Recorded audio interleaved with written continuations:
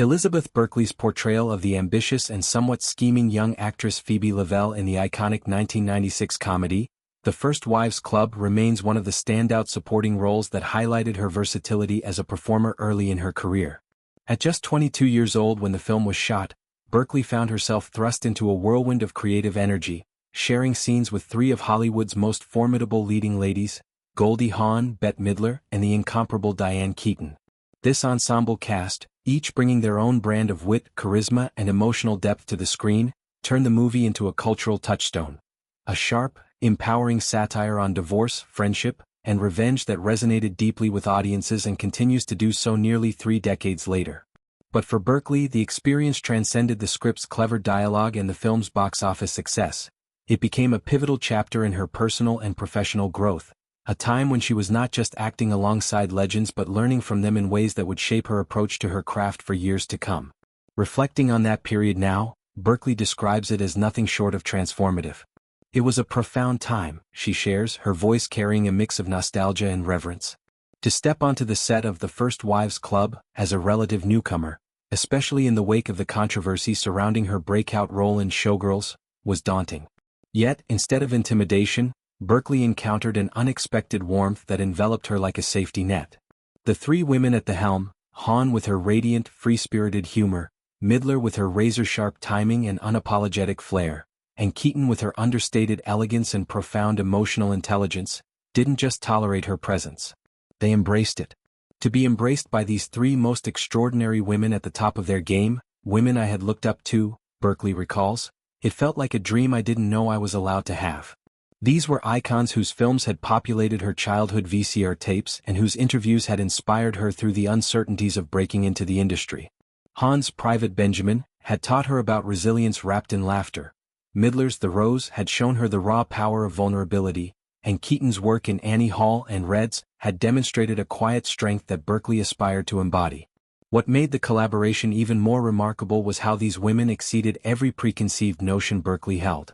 There's an old adage in Hollywood, never meet your heroes, a cautionary tale born from countless tales of disappointment when idols reveal feet of clay. But for Berkley, that warning proved utterly unfounded. They say never get too close to your heroes, she muses with a soft chuckle. Well, each of those women in their own right not only lived up to what I hoped they would be, they went beyond with their warmth, their generosity, their embrace of me and encouragement at a time where I really needed it in the industry. This was the mid-1990s, an era when the entertainment world could be particularly unforgiving to young women navigating fame's treacherous waters. Berkley, fresh from the polarizing reception to Showgirls, was grappling with typecasting fears and the pressure to prove her range. In that vulnerable space, the trio's support wasn't performative.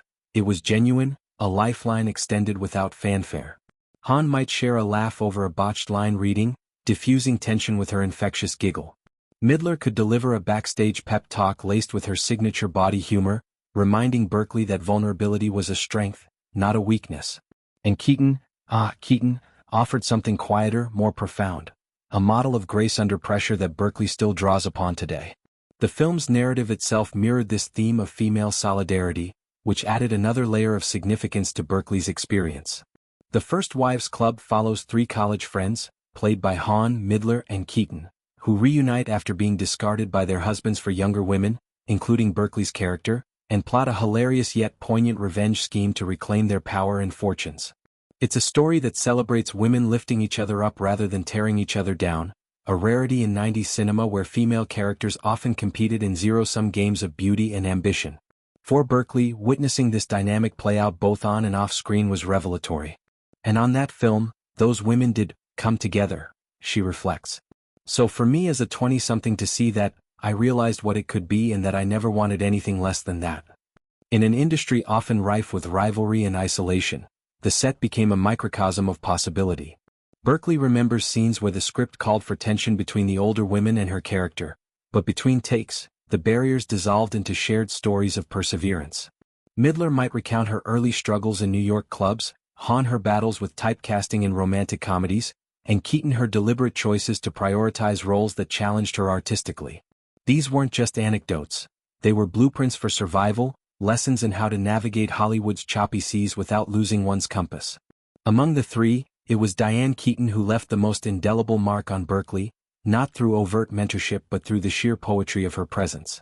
Keaton, with her signature oversized scarves, wide-brimmed hats, and that effortlessly chic style that blended vulnerability with unshakable poise, had long been a beacon for Berkley.